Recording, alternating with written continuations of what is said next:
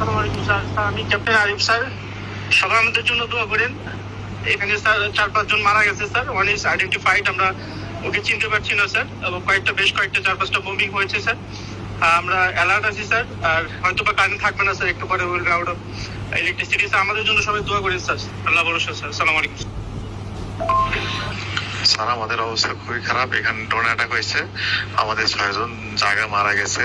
6 জনের আশঙ্কা খুবই আশঙ্কাজনক। 6 জনের মধ্যে একজন মনে আল্লাহ, আর 2 কতক্ষণ বাঁচে রাখা আল্লাহ জানে। আমাদের এখানে এখন নাই, ফুয়েল নাই, কোনো কিছু নাই। ফুয়েল স্টেশন উড়িয়ে দিছে, জেনারেটর বন্ধ, প্রায় নেটও বন্ধ হয়ে যাবে।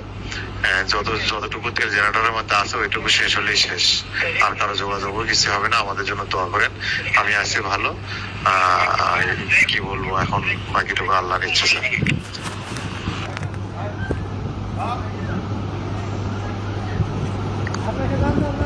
অবস্থা খুব খারাপ। আমি এই ক্যাম্পে আছি, 5 জন অলরেডি মারা গিয়েছে। আমি এই ক্যাম্পে আছি, অবস্থা খুব খারাপ। এই ক্যাম্পে এখন নেটও থাকবে না। কি যে অবস্থা হবে, আমরা বেঁচে থাকতে পারবো কিনা জানি না। ওরা যুদ্ধ বিমান দিয়ে আমাদের আমরা নিরাপদ দূরত্বে আছি স্যার। একটা গাছের নিচে আছি স্যার। ঠিক আছে, চারপাশে খেয়াল রাখো।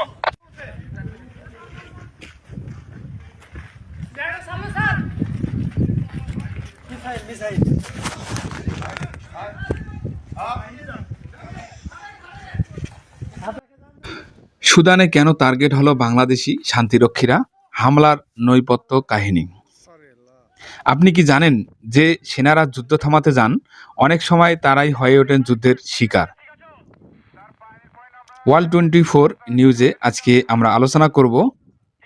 আমরা জানব সুদানে জাতিসংঘের মিশনে থাকা বাংলাদেশি শান্তিরক্ষীদের উপর কেন ভয়াবহ আক্রমণ চালানো হয়েছিল, কারা এই হামলা করেছিল এবং এর পিছনে আসল কারণ কি। শুরু থেকে শেষ পর্যন্ত পুরো ঘটনাটি আজ তুলে ধরব আপনাদের সামনে। সুদান আগুনের উপর দাঁড়িয়ে থাকা একটি দেশ। সুদান আজ একটি যুদ্ধবিধ্বস্ত দেশ। বছরের পর বছর ধরে ক্ষমতার লড়াইয়ে জড়িয়ে আছে। একদিকে সরকারি সেনাবাহিনী, অন্যদিকে আধা সামরিক বাহিনী, আর তার সঙ্গে আছে অসংখ্য স্থানীয় সশস্ত্র মিলিশিয়া বাহিনী। এই সংঘর্ষে সবচেয়ে বিপদে পড়ে সাধারণ মানুষ। ঠিক এই কারণেই জাতিসংঘ শান্তি রক্ষার দায়িত্ব দেয় বিভিন্ন দেশের সেনাদের। বাংলাদেশ কেন সুদানে সেনা পাঠায়? বাংলাদেশ বিশ্বে পরিচিত শান্তিরক্ষী দেশ হিসাবে সুদানের বিতর্কিত আবিই অঞ্চলে শান্তি রক্ষায় পাঠানো হয় বাংলাদেশি সেনাবাহিনীদের। জাতিসংঘ গঠন করে UNISFA মিশন। এই মিশনের গুরুত্বপূর্ণ অংশ ছিল বাংলাদেশি শান্তিরক্ষী বাহিনী। আসসালামু আলাইকুম স্যার। আমি ক্যাপ্টেন আরিফ স্যার। সবাই আমাদের জন্য দোয়া করেন। এখানে স্যার 4-5 জন মারা গেছে স্যার। তাদের দায়িত্ব ছিল টহল দেওয়া, সাধারণ মানুষের নিরাপত্তা বজায় রাখা, অস্ত্রধারীদের চলাচল নিয়ন্ত্রণ করা। কিন্তু এখান থেকেই শুরু হয় সমস্যা। আক্রমণ কেন হয়েছিল? প্রথমে বুঝে নেওয়া দরকার, এই আক্রমণ হঠাৎ বা দুর্ঘটনাবশত হয়নি। আক্রমণের পিছনে ছিল কয়েকটি বড় কারণ। 1 নম্বর কারণ, শান্তিরক্ষীরা মিলিশিয়াদের কাজে বাধা দিচ্ছিল। বাংলাদেশি শান্তিরক্ষীরা অবৈধ অস্ত্র চলাচল, ড্রাগ ও তেল পাচার এবং জোরপূর্বক দখল ঠেকাচ্ছিল। এতে ক্ষুব্ধ হয়ে ওঠে স্থানীয় সশস্ত্র গোষ্ঠীগুলো। কারণ 2, এলাকা দখলের রাজনীতি। আবেই অঞ্চল তেল ও সম্পদে সমৃদ্ধ অঞ্চল একটি। মিলিশিয়ারা চায় এখানে যেন কোনো আন্তর্জাতিক নজরদারি না থাকে। শান্তিরক্ষীরা থাকায় তারা পুরো নিয়ন্ত্রণ নিতে পারছিল না। কারণ 3, ভয় দেখানোর একটা কৌশল। শান্তিরক্ষীদের উপর হামলা করে একটি বার্তা দিতে চাওয়া হয়, এই এলাকা আমাদের, কেউ হস্তক্ষেপ করলে তার মূল্য দিতে হবে। আক্রমণ কারা করেছিল সেদিন? এই প্রশ্নটি সবচেয়ে গুরুত্বপূর্ণ। কারা এই হামলা করেছিল? এখন পর্যন্ত কোনো রাষ্ট্রীয় বাহিনী আনুষ্ঠানিকভাবে দায় স্বীকার করেনি।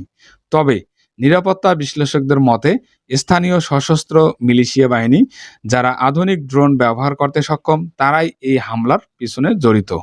তারা সরাসরি যুদ্ধে না গিয়ে দূর থেকে ড্রোন হামলার পথ বেছে নেয়। হামলার দিন কি ঘটেছিল? সেই দিনটি ছিল একটি নিয়মিত ডিউটির দিন। হঠাৎ করেই UNISF এর অর্থাৎ জাতিসংঘ বাহিনীকে লক্ষ্য করে চালানো হয় ভয়াবহ ড্রোন হামলা। কয়েক সেকেন্ডের বিস্ফোরণে 6 জন বাংলাদেশি শান্তিরক্ষী বাহিনী শহীদ হন, 8 জন গুরুতর আহত হন। কোনো মুখোমুখি যুদ্ধও হয়নি, পাল্টা গুলি চালানোর সুযোগও ছিল না। কতজন বাংলাদেশি সেনা মারা গেছেন? এই হামলায় 6 জনেই বাংলাদেশি শান্তিরক্ষী সেনা শহীদ হন। তারা সবাই জাতিসংঘের নীল হেলমেট পরে দায়িত্ব পালন করেছিলেন। তারা কোনো যুদ্ধরত পক্ষ ছিলেন না, তারা ছিলেন নিরপেক্ষ শান্তিরক্ষী বাহিনী। আহতদের কিভাবে রক্ষা করা হয়েছিল? হামলার পরপরই জাতিসংঘ ও বাংলাদেশি মেডিকেল টিম দ্রুত উদ্ধার তৎপরতা শুরু করে। আহতদের হেলিকপ্টার করে নিরাপদ হাসপাতালে নেওয়া হয়। যুদ্ধের মাঝেও জীবন বাঁচানোর লড়াই চলে। বাংলাদেশের অন্তর্বর্তী সরকার কি আবেদন করেছিল জাতিসংঘের উপর? এই ঘটনার পর বাংলাদেশের অন্তর্বর্তী সরকার জাতিসংঘের কাছে কয়েকটি গুরুত্বপূর্ণ আবেদন জানায়। হামলা নিরপেক্ষ আন্তর্জাতিক তদন্ত করতে, দোষীদের চিহ্নিত করে শাস্তি দেওয়া, শান্তিরক্ষীদের নিরাপত্তা জোরদার করা এবং ভবিষ্যতে ড্রোন হামলা ঠেকাতে ব্যবস্থা নেওয়া। বাংলাদেশ স্পষ্ট ভাষায় জানিয়ে দেয়, শান্তিরক্ষীদের নিরাপত্তা কোনোভাবেই উপেক্ষা করা যাবে না। শহীদদের মরদেহ দেশে ফেরা। সুদানের মাটি ছেড়ে যখন শহীদদের মরদেহ লাল সবুজের দেশে ফেরে, তখন শুধু পরিবার নয়, পুরো জাতি শোকাহত হয়। রাষ্ট্রীয় মর্যাদায় তাদের শেষ বিদায় জানানো হয়। তারা যুদ্ধ করতে যাননি, তারা গিয়েছিলেন শান্তি রক্ষা করতে, কিন্তু সেই শান্তির পথেই তাদের জীবন দিতে হয়েছে। সুদানে শহীদ হওয়া বাংলাদেশি শান্তিরক্ষীরা ইতিহাসে চিরস্মরণীয় হয়ে থাকবেন। তাদের আত্মত্যাগের প্রতি রইল গভীর শ্রদ্ধা। আসসালামু আলাইকুম স্যার। আমি ক্যাপ্টেন আরিফ স্যার। সবাই আমাদের জন্য দোয়া করেন। এখানে স্যার 4-5 জন মারা গেছে স্যার। One is identified. আমরা ওকে চিনতে পারছি না স্যার, এবং বেশ কয়েকটা 4-5টা মুভিং হয়েছে স্যার। আমরা অ্যালার্ট আছি স্যার। আর হয়তো বা কারেন্ট থাকবে না স্যার, একটু পরে will be out of electricity sir. আমাদের জন্য সবাই দোয়া করেন স্যার। আল্লাহ ভরসা স্যার। আসসালামু আলাইকুম। স্যার আমাদের অবস্থা খুবই খারাপ। এখানে ড্রোন অ্যাটাক হয়েছে, আমাদের 6 জন জায়গা মারা গেছে। 6 জনের আশঙ্কা খুবই আশঙ্কাজনক। 6 জনের মধ্যে একজন মানে আল্লাহ আর তুই কতক্ষণ বাঁচে রাখা আল্লাহ জানে। আমাদের এখানে এখন নাই, ফুয়েল নাই, কোনো কিছু নাই। ফুয়েল স্টেশন উড়িয়ে দিছে, জেনারেটর বন্ধ, প্রায় নেটও বন্ধ হয়ে যাবে। যতটুকু তেল জেনারেটরের মধ্যে আছে ওইটুকু শেষ হলেই শেষ, আর কারো যোগাযোগও কিছু হবে না। আমাদের জন্য দোয়া করেন। আমি আছি ভালো। কি বলবো এখন, বাকিটুকু আল্লাহর ইচ্ছা স্যার।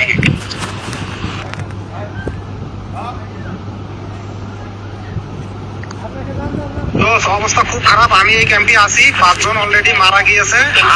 আমি এই ক্যাম্পে আছি, অবস্থা খুব খারাপ। এই ক্যাম্পে এখন নেটও থাকবে না। কি যে অবস্থা হবে, আমরা বেঁচে থাকতে পারবো কিনা জানি না। ওরা যুদ্ধ বিমান নিয়ে অ্যাটাক করছে আমাদের উপরে। আমরা নিরাপদ দূরত্বে আছি স্যার, একটা গাছের নিচে আছি স্যার। ঠিক আছে, চারপাশে খেয়াল রাখো।